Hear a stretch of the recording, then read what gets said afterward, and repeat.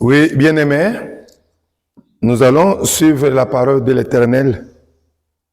Nous avons un grand thème intitulé « Passons à l'autre côté ». Passons à l'autre côté. Nous allons prendre un passage dans le livre de Marc, chapitre 4, versets 35 à 38. Je disais, le livre de Marc, chapitre 4, versets 35 à 38. Nous lisons au nom du Seigneur. Nous lisons le livre de Marc, chapitre 4, les versets 35 à 38. Nous lisons la parole de Dieu. Amen. En ce même jour, le soir, Jésus-Christ leur dit, si le soir, Jésus-Christ leur dit, passons à l'autre bord. Passons à l'autre bord. Verset 36. Après avoir renvoyé la foule,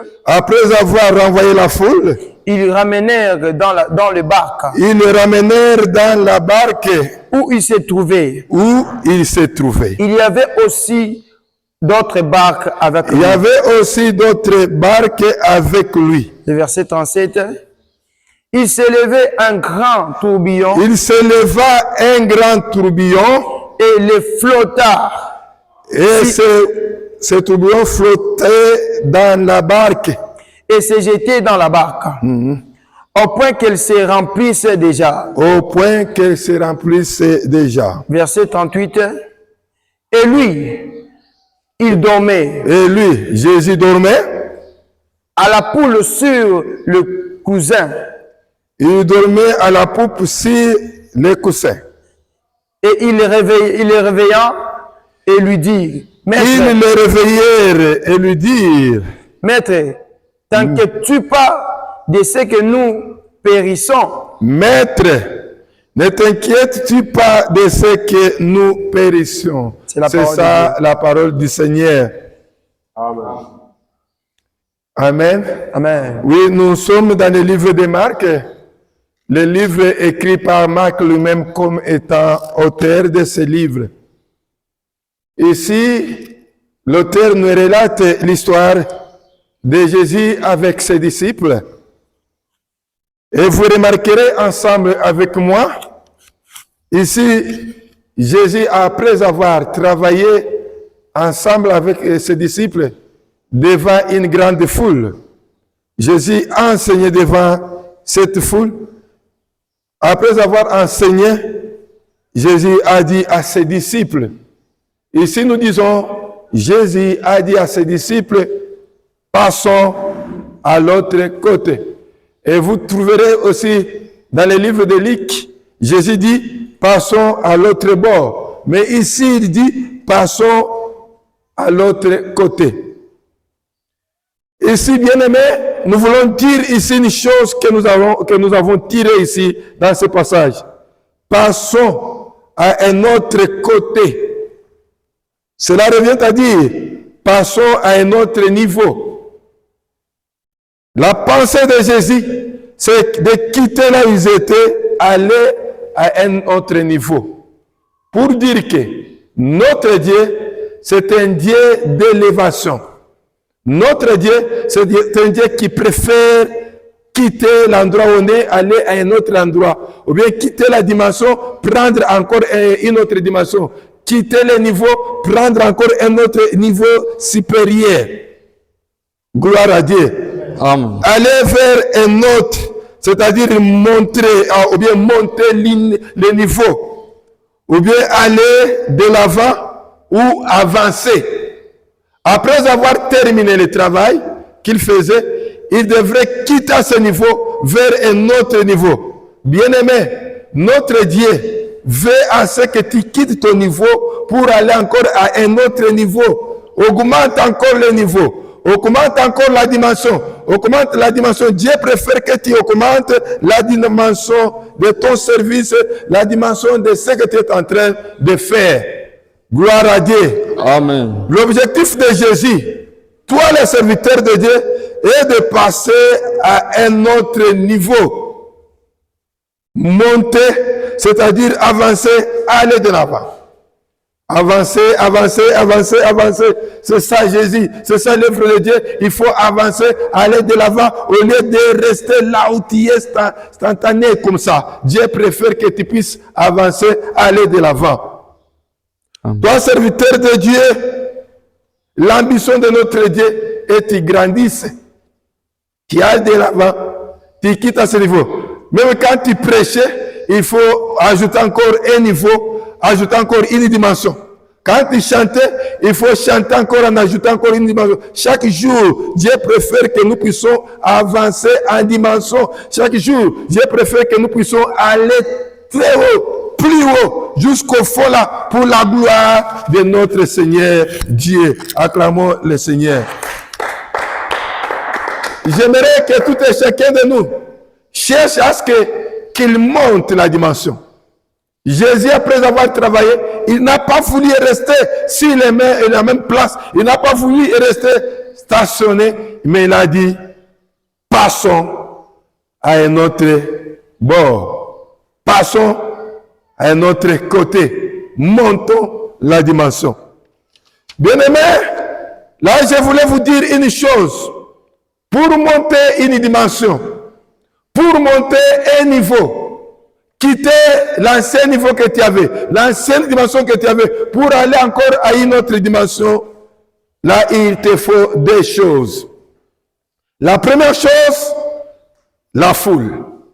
Et la deuxième chose, c'est la ceinture, ou bien le collaborateur, le comité que vous avez. La première chose nous voyons, c'est la foule. Le verset 36. Le verset 36 nous dit, après avoir renvoyé la foule, pour que Jésus quitte la première dimension, aller à la deuxième dimension, première chose, il faut premièrement renvoyer la foule. Bien-aimés, vous devez faire attention avec la foule.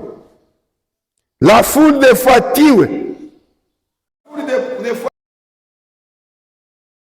La foule de peut-être dérobe la vie de l'homme.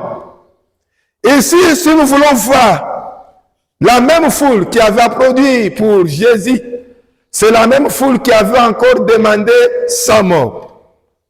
Gloire à Dieu. Amen. C'est pourquoi Jésus, pour monter une dimension, il a cherché d'abord à se débarrasser de la foule qui l'entourait. À se débarrasser d'abord de la foule. Donc, si tu veux monter la dimension, il faut avoir un principe. Il faut avoir un principe en toi. Quel est ce principe-là? C'est le mystère de séparation. Il faut premièrement se séparer de la foule, ou bien se débarrasser de la foule. Là, vous allez bien avancer.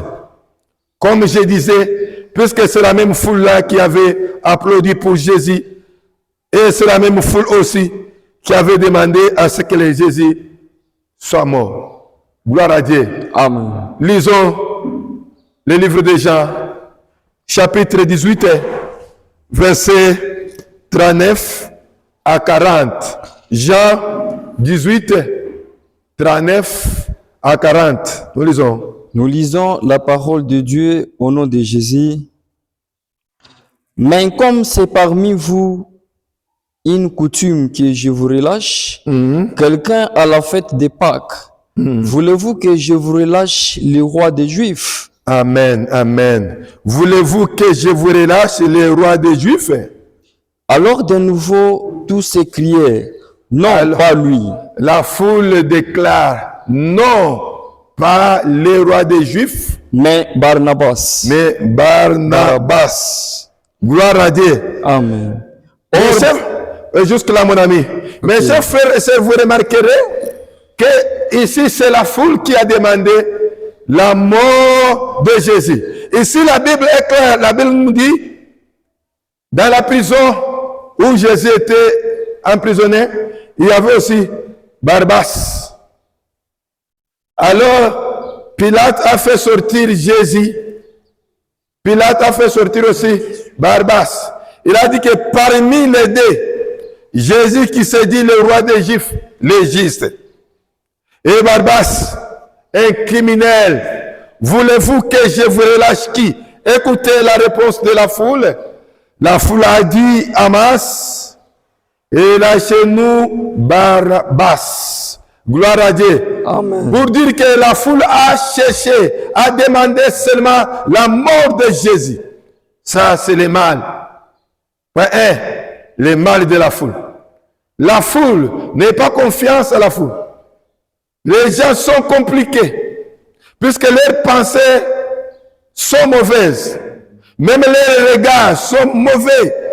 Même leurs manières d'agir sont toujours été mauvaises. Amen. Cette foule dont Jésus avait fait des miracles, leur avait donné même la nourriture, leur avait donné même à manger. C'est cette même foule qui a déclaré ce jour-là que non, qu'on tue Jésus et qu'on relâche Barabbas. Barabbas. Gloire à Dieu. Amen. Le monde est compliqué. La foule n'est pas bon.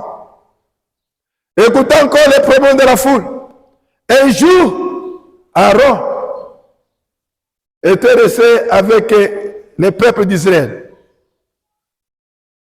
Et Moïse était parti à la montagne prendre une tablette de la loi.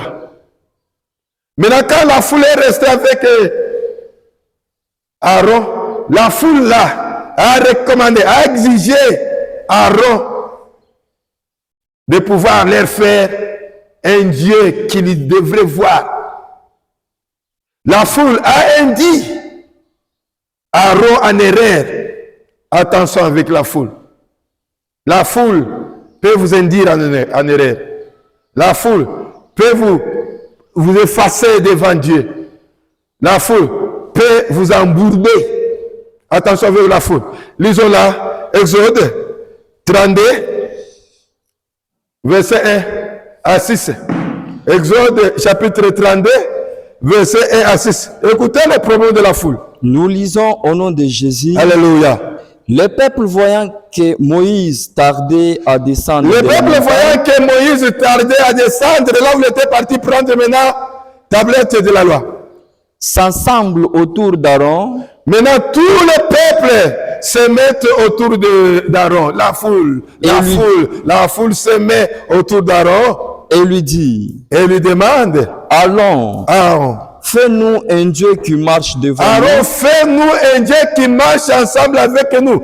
Un Dieu que nous voyons avec les dieux. Un Dieu que nous puissions encore rester avec lui ensemble et que nous tous, nous puissions voir.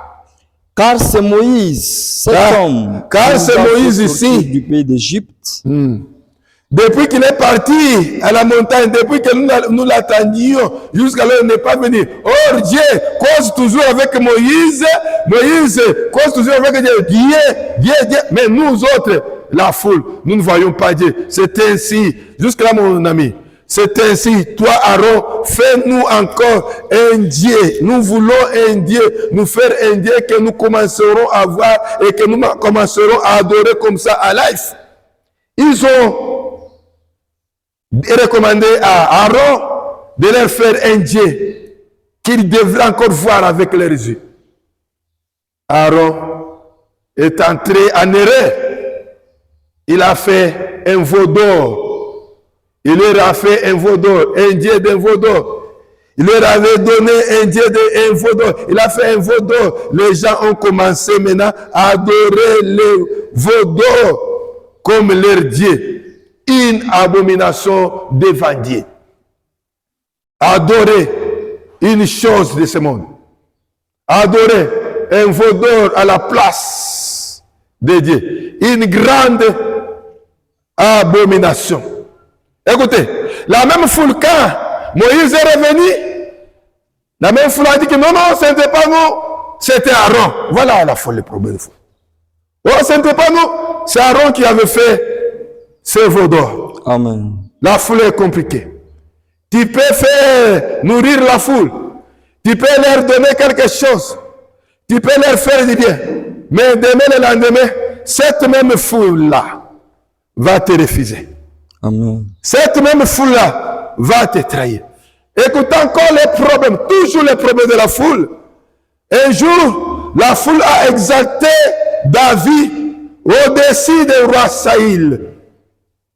La foule a exalté David au-dessus du roi Saïl. Gloire à Dieu. Amen. Gloire à Dieu. Amen. Est-ce qu'on peut acclamer le Seigneur? Si vous regardez dans le livre de 1 Samuel, chapitre 18, versets 7 à 9. 1 Samuel, chapitre 18, versets 7 à 9. Vous verrez encore les problèmes de la foule. Nous lisons 1 Samuel chapitre 18, versets 7 à 9 au nom de Jésus. Oui. Les femmes qui chantaient se répondaient les unes aux autres Les femmes qui chantaient se répondirent les unes aux autres. et disaient, Et ces femmes disaient, Saül a frappé ses 1000 Saïl a frappé 1000 et David ses 10 000. et David a frappé 10 000. Acclamons le Seigneur jusque-là. Gloire à Dieu. Amen. Néanmoins, ici, Saïl était le roi d'Israël. Et David était ne fils qu'un simple frère. Quand David est arrivé sur les champs de combat où se trouvait le peuple d'Israël, avec 7 hommes de Goliath, David a demandé aussi qu'il puisse combattre avec Goliath.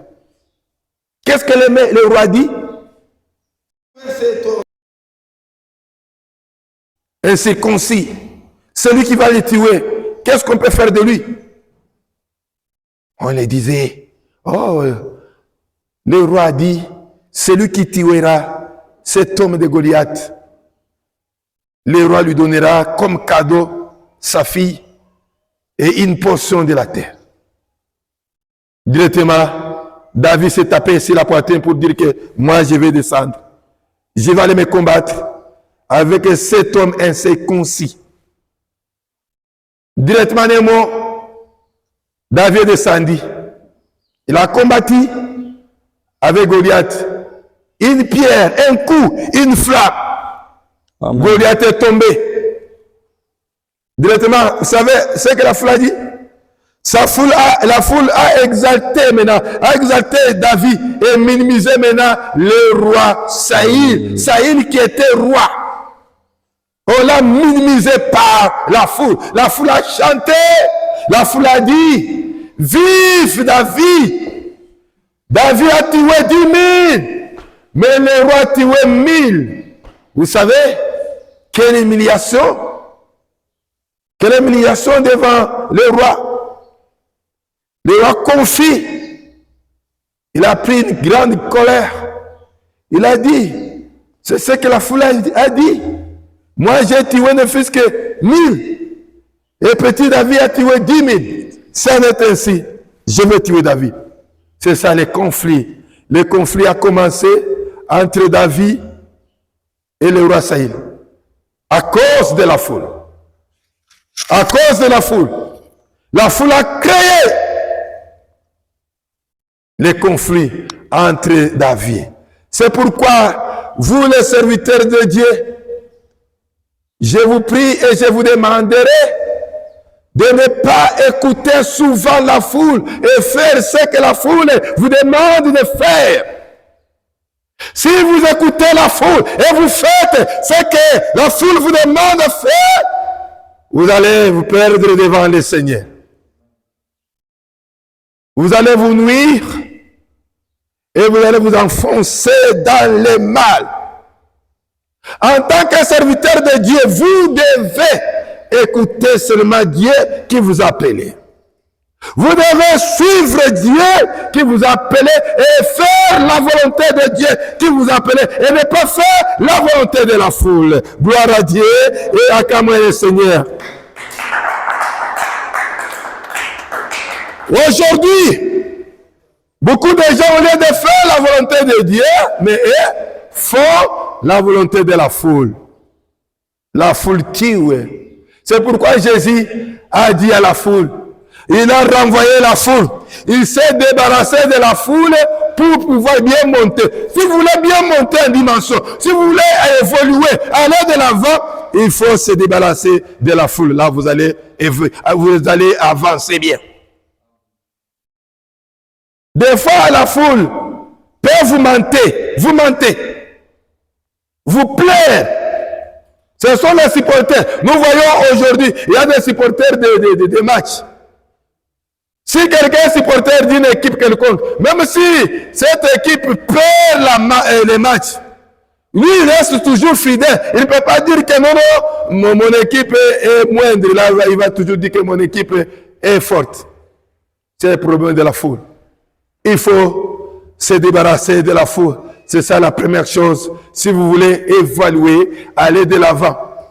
Les gens de ce monde sont compliqués.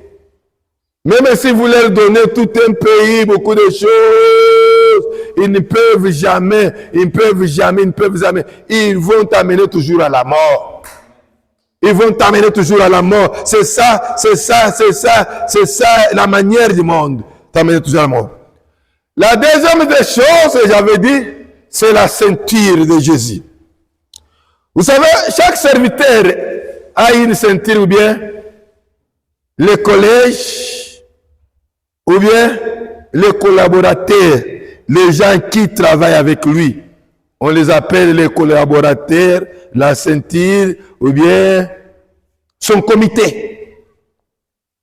Alors, si nous lisons le verset 35 là, et vous verrez ensemble avec moi que si le soir, Jésus dit à ses disciples, passons, Jésus n'avait pas voulu passer seul, il a voulu passer avec ses collaborateurs.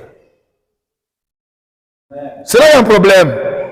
Et vous savez, dans la vie, si vous êtes leader et vous montez en dimension, vous montez à un niveau quelconque, et les collaborateurs, les gens qui vous collaborent avec eux, ils restent en bas. Ah, vous n'allez pas loin, vous n'allez pas partir loin. Puisque ces gens-là vont vous tirer encore pour vous faire reculer derrière. Jésus n'avait pas voulu que ce soit ainsi. C'est ainsi que Jésus avait dit, passons ensemble avec ses collaborateurs, qu'ils aillent, qu'ils montent un niveau, qu'ils aillent loin avec ses collaborateurs. Vous savez, dans l'œuvre de Dieu, si vous voulez monter bien, il faut sensibiliser aussi ta ceinture, de monter ensemble avec ta ceinture, les collaborateurs, ton comité. Le mal, c'est quoi? J'ai bien remarqué dans des églises, vous trouverez un leader.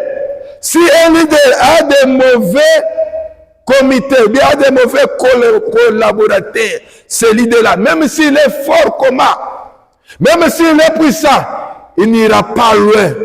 Pourquoi? Il a des mauvais collaborateurs. Les mauvais collaborateurs, leur rôle, c'est les retirer derrière. Au lieu qu'ils avancent, ils vont les retarder, les faire stagner. Jésus avait de bons collaborateurs. Il leur avait dit, passons, montons ensemble. Ils ont monté ensemble cette barque. Ils ont parti ensemble, traversé ensemble. Vous savez, un leader qui a une bonne ceinture, il évolue facilement. Et un leader qui a une mauvaise ceinture de gens, il n'évolue pas bien. Son évolution sera difficile. Sera difficile pour évoluer. Il va traîner beaucoup. Il va traîner pourquoi? Les problèmes, la ceinture, les gens qui l'entourent là, les gens qui l'entourent aussi sont mauvais. Dans le ministère de Dieu, si vous avez des mauvais collaborateurs, dans le ministère de Dieu, si vous avez un mauvais comité, vous allez faire comme ça pour aller devant. Et vous trouverez même, vous êtes un président de la chorale, et on vous donne un mauvais comité de la chorale. Toute idée, que ce soit bonne, que vous allez donner, si le comité est bizarre, le comité va s'opposer toujours des idées que tu donnes chaque fois. Vous voulez faire ceci? Non. Vous voulez faire ceci? Non. Vous voulez faire ceci? Non. C'est ça le rôle des mauvais collaborateurs. Vous, les serviteurs de Dieu, vous, les leaders, vous devez prier Dieu à ce qu'il vous donne des bons collaborateurs. Si vous n'avez pas de bons collaborateurs, quoi que vous soyez puissant, vous n'allez pas encore avancer vite. Un travail de fait dans 2-3 jours, vous pouvez le faire dans 6 mois. À cause des mauvais collaborateurs. Même un pasteur qui a un mauvais collège des anciens, quoi qu'il est puissant, il est spirituel, mais tant qu'il a encore un mauvais collège, les gens qui ne sont pas dans sa vision, il ne pourra jamais avancer. Puisque c'est le collège qui peut soutenir la vision des leaders. Alors, si maintenant le collège là n'est pas dans la vision des leaders, il sera difficile que les leaders avancent. Vous devez savoir, la vision est donnée à une seule personne. Et Dieu, quand appelle quelqu'un, il lui donne la vision, après, il lui donne ses collaborateurs. Mais néanmoins, il faut que ses collaborateurs comprennent la vision de leur leader. Si les collaborateurs n'ont pas encore compris la vision de leur leader, il sera difficile pour qu'ils puissent encore l'aider en travail. C'est bizarre. C'est bizarre. Vous qui travaillez, vous qui êtes responsable des départements, des services, de quoi, vous devez chercher encore quoi? Les meilleurs collaborateurs. Est-ce qu'on peut acclamer le Seigneur? Gloire à Dieu. Gloire à Dieu. Sans les bons collaborateurs, il sera difficile d'avancer. J'aimerais bien, vous qui êtes serviteurs de Dieu, aimez, partagez et abonnez-vous massivement pour que nous puissions continuer à donner encore les messages puissants comme celui-ci. J'aimerais que vous puissiez s'abonner massivement, aimer les messages, puisqu'il y a encore de bons messages. Il y aura encore des messages que je vais donner et la fois prochaine, je vais encore ajouter vous montrer comment est-ce qu'il faut choisir les bons collaborateurs. Si le collaborateur devient bizarre, qu'est-ce qu'on peut faire? Abonnez-vous massivement. Abonnez-vous massivement et aimez, partagez à vos frères, à 5-10 personnes, puisque la fois prochaine, nous allons parler comment faire les choix d'un vrai collaborateur. Ainsi, que Dieu vous bénisse.